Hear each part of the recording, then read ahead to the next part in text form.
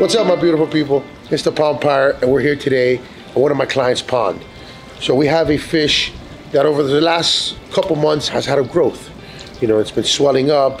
We have done several different things, drained it, we've probed it, and we've drained it again, and it kept growing, kept growing. So finally, our good vet, Dr. Charlie, said, let's cut it open, let's do some surgery, and let's figure out really what's going on here. It's a good day to do a koi surgery. We've got an exploratory surgery on a big female. She's been in this koi pond for 3 years, but for the last 6 months it's been extremely distended. And that means her abdomen is swollen out, and it's actually unilateral. So she's not congruent. She's got a bulge sticking out of the left side of her body. She's still living the dream. The boys are still hanging out with her. She's eating voraciously. So today is just an exercise in not pushing too hard, but seeing if we can help her out, and we'll go from there. Coming around. See the mangroves on my side, coming around the corner now. The faster out of the water, the less thrashing, the better. All right, I got it, you got it. Nice.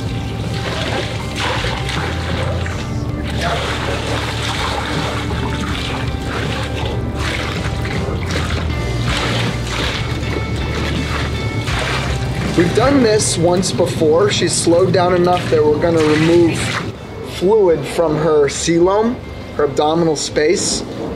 This will make some room for an exploratory surgery, and just by the color of the fluid we can usually figure out what's going on. It's been very clear and a little bit brown in the past, but it started to get more red with the most recent one, which is usually indicative of not just like a hyperplastic gonad, but some cancer material, some neoplasia.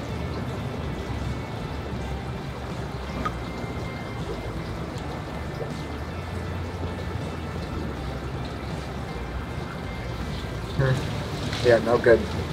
But that might be healing material, that might not be cancer. There's like fluid. That's where I'll go in. I'm actually going to remove the line of scales that's right here. At this point,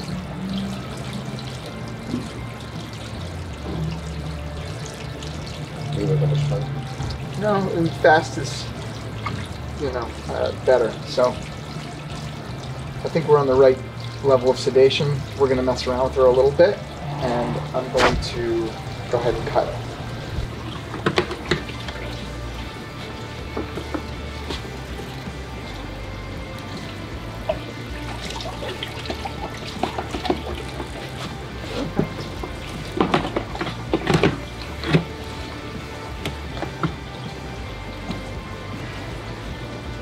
The first things first, I'm going to actually remove some scales. I'm going to go along this line here.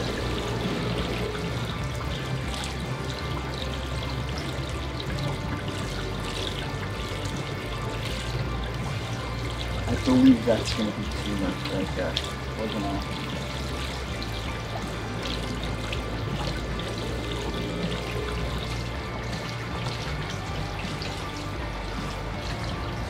There's just a giant tissue mass right here. I can get my hand around it a little bit. It's about right for where the gonad is. I want to separate a margin of this tumor from the other organs.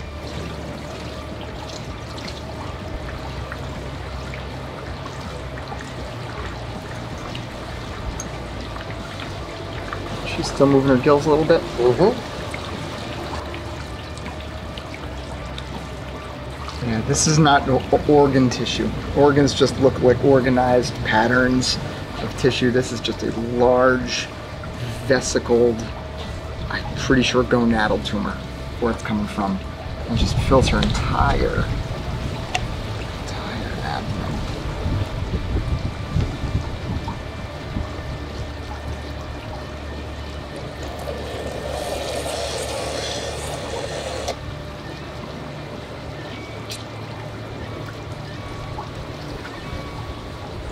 I'm pretty sure it's cystic gonadal, but it's so incorporated into the main visceral mass. I'm not going to start teasing apart these balls. Yeah, that's tumor material. Yeah, the whole thing. So what we'll do is get all the water, all the fluid out, and then we're going to close her back up, and every 3 months or whatever, we'll pull the fluid out if that's what, I think she's still actually got a good life for, 6 months, a year. And who knows, similar to the other one, there's a chance that it stops progress. Yeah, it gets devascularized, or the body figures out immunologically how to hold it off. This is an attempt to improve this fish's quality of life, and to figure out what she has.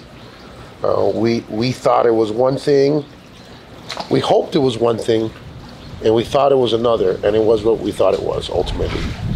And it's a cancer-looking type tumor, and it's kind of just connected to everything on the inside. So if we cut it out, it might cause more harm than good ultimately.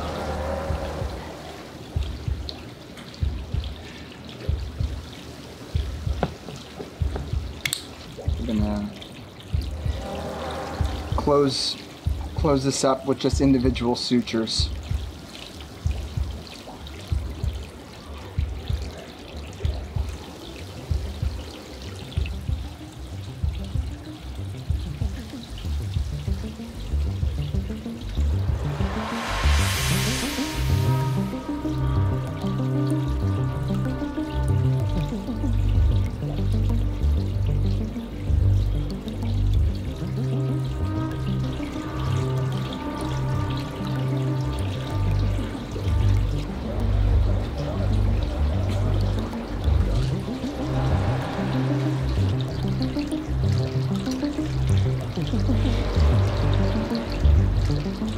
So her whole body's been immersed in antibiotic. What I want to give her is an antibiotic injection as well, if she's recovering well. But the idea now is to protect the suture line in the wound.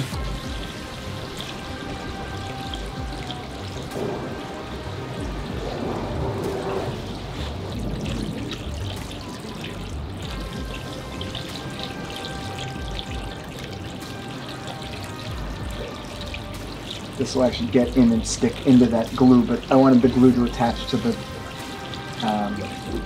suture surfaces first. Yeah.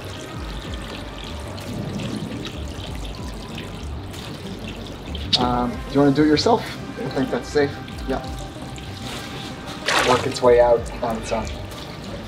So she was breathing the whole time, which means she's in a pretty high state of awareness. She'll snap out of it in about a couple minutes. The next 15 minutes, I think, are probably going to be one of the more crucial. Yeah.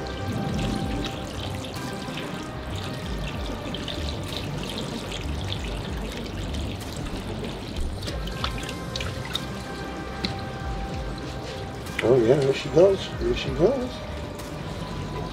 Yeah, she's starting to move. Look at her fins. Yeah, she's giving a little fight. She's starting to move her back fin too. A little bit of air stayed in the coelom from surgery, even though I closed it up with as little space as possible. And so we're essentially tapping the air out of the coelomic space so that she can get her neutral buoyancy back. And she's sinking slowly, little by little, each time I do this. And I want to just gauge it. And you can see the bubbles coming out, but I want to, oh, now I'm into the fluid. So I think I got most of the air out. And she's starting to swim. And she's starting to wake up.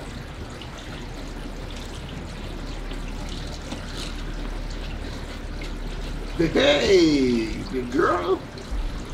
She's looking good. She's breathing slowly enough that it doesn't look like she's in any pain. She's rotating through the antibiotic recovery chamber and playing with the air stones and the power head. And she is aware of my hand when it goes in there. So she's cognitive and curious. I'm impressed. These are such durable animals. She has a 4-inch incision, lateral to midline, that if you looked at her without knowing, you wouldn't even realize. That's sexy, man. That's a good looking thing.